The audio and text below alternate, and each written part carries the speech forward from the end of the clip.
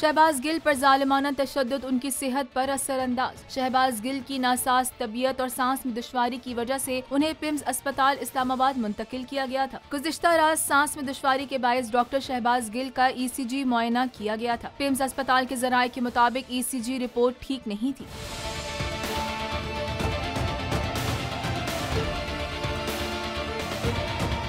ECG report के मुताबिक शहबाज गिल के दिल की धड़कन नॉर्मल से बहुत तेज थी। तिबी माहिरीन ने शहबाज गिल की सेहत का हवाला देते हुए कहा कि बेचैनी और परेशानी सांस में दुश्वारी और दिल की धड़कन तेज कर देती है।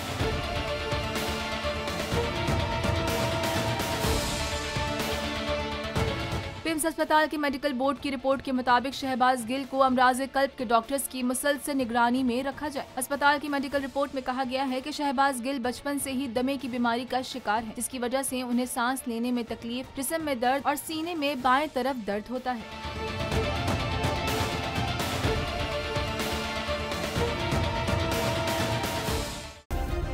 सब्सक्राइब करें और बेल दबाएं ताकि कोई खबर रह न जाए।